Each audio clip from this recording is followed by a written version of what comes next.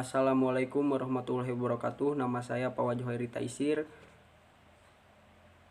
dari Prodi S1 Kesehatan Masyarakat. Kami di sini akan menjelaskan tentang kota bersih yang ada di luar negeri, yaitu kota Singapura. Singapura merupakan salah satu contoh terbaik dalam hal kebersihan di Asia. Setelah memperoleh kemerdekaan pada 1965, kota ini masih dibayang-bayangi dengan kondisi kebersihan dan masalah pekerjaan. Kondisi ini diperarah dengan keadaan kondisi lahan Singapura yang terbatas dan hampir tidak memiliki sumber daya alam.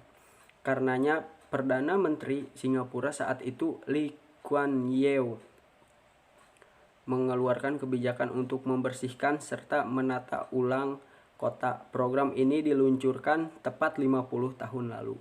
Dalam waktu 50 tahun kemudian, negara ini berkembang menjadi wilayah paling bersih dan hijau. Dan selanjutnya akan dibaca. Pemerintah mengeluarkan anjuran untuk membuat toilet, pabrik, dan tetap bersih. Selain itu, banyak aktivitas publik digalakkan seperti kompetisi untuk tempat paling kotor dan paling bersih, seperti di perkantoran, gedung pemerintahan, sekolah, pabrik, dan tempat umum. Selanjutnya, pada tahun 1976, kampanye Wash Your Hand mulai digelarkan. Kampanye ini mewajibkan tujuan dari berbagai inisiatif ini untuk membuat kota menjadi tempat yang lebih menyenangkan. Selain itu, Lee Kuan Yew juga bersikeras kampanye ini akan membuat perekonomian negara lebih kuat. Standar ini akan meningkatkan moral dan meningkatkan kondisi sosial dalam hal pertumbuhan ekonomi yang bidang industri dan pariwisata. Dan ini sekelas videonya, semoga bisa dimengerti.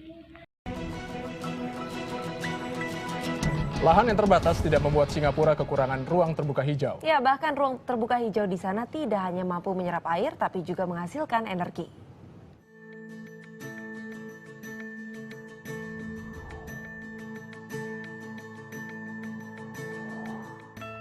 Meski tidak memiliki wilayah yang luas, Singapura justru menerapkan kebijakan ramah lingkungan dengan memperbanyak ruang terbuka hijau. Salah satu ruang terbuka hijau yang terkenal di Singapura adalah Gardens by the Bay. Taman seluas 101 hektar ini tak hanya menjadi paru-paru negara, tetapi juga menjadi salah satu tujuan wisata populer negeri Singa.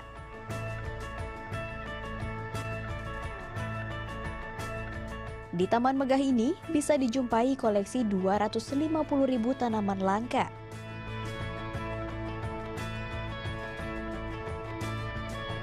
Namun yang paling unik adalah terdapatnya 18 super tree yang menjulang tinggi.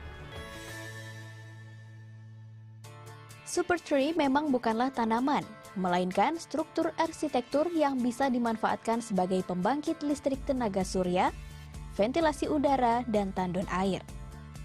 Bentuknya yang menyerupai pohon membuatnya disebut super tree.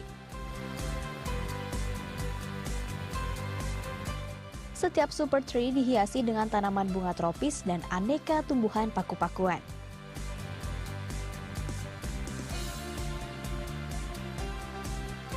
Selain dirambati tumbuhan hijau, energi matahari yang ditangkap super tree ini dapat dimanfaatkan untuk menyalakan lampu warna-warni ketika malam.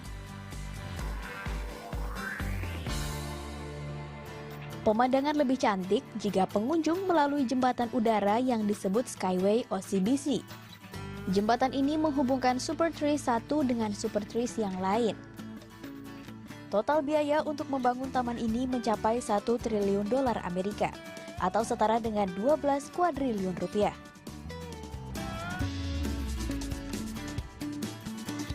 Meski biaya pembuatan taman ini sangat mahal, namun pengunjung tidak dipungut biaya untuk bisa menikmati keindahan taman ini. Karena itulah, Gardens by the Bay menjadi salah satu tujuan wisata favorit di Singapura.